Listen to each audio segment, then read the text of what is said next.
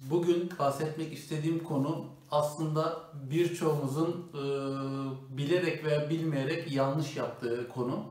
Buji konusu arkadaşlar. Şimdi hem kendi motosikletime hem arkadaşlarınkine falan bakarken tespit ettiğim bir şey var.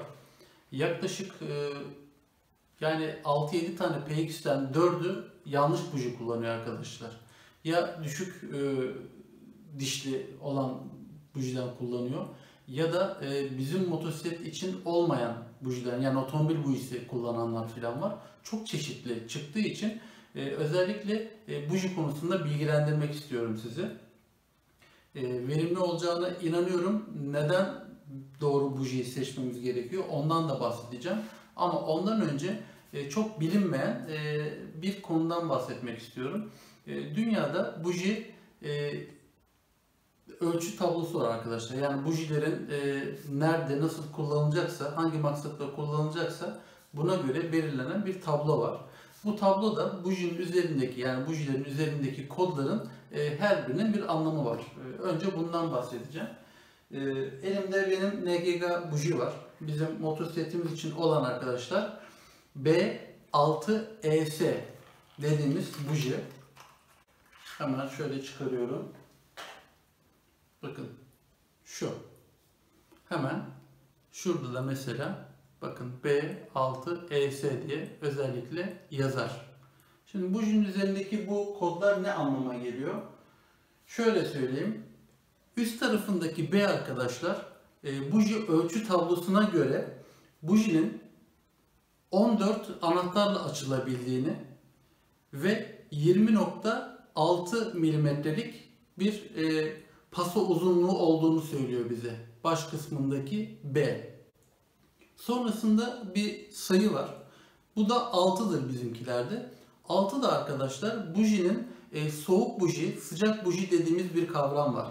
Yani buji yüksek basınç ve sıcaklık altında çalışırken kendisini de soğutabilsin, rahatlıkla ateşleme yapabilsin diye, kendisini de soğutabilsin diye böyle bir numaralandırma var.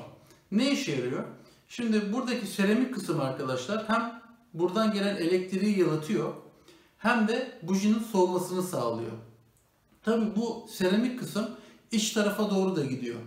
Şimdi buji ne kadar yüksek basınçta veya ne kadar yüksek sıcaklıkta çalışacaksa iç kısımdaki seramiğin de uzunluğu ona göre değişiyor. Mesela bu 6 numara bir buji olduğu için orta soğuklukta bir buji. O yüzden örnek veriyorum, bunun seramiği şuralara kadar içinde devam ediyor.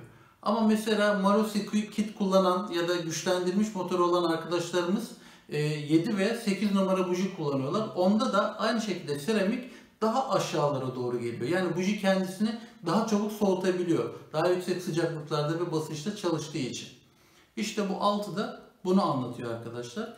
E ise bunun üzerindeki E ise bujimizin nikel elektrot olduğu anlamına geliyor.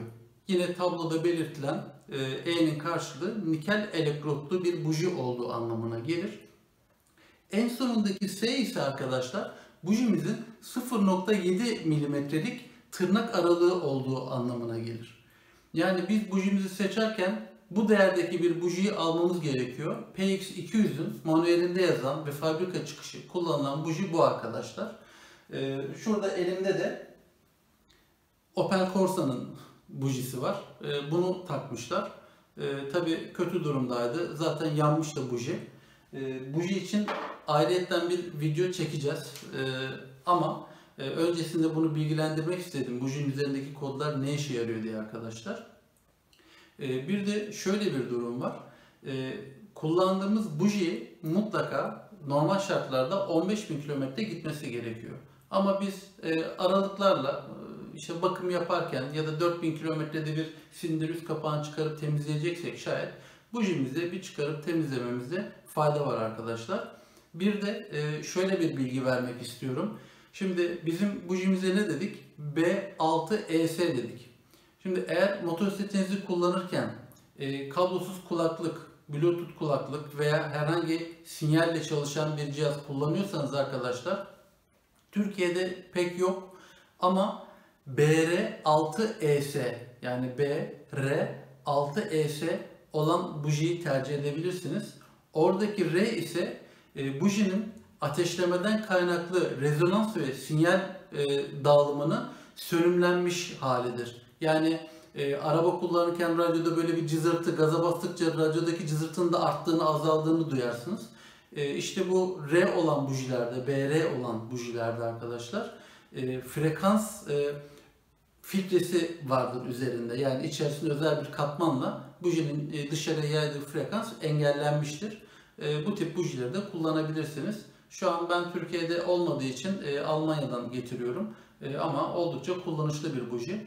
Yine bizimkiler gibi nikel elektrotlu bir buji arkadaşlar.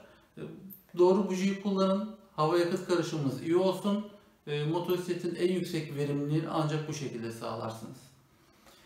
Videomuzu izlediğiniz için teşekkürler. Kendinize iyi bakın. Hoşça kalın.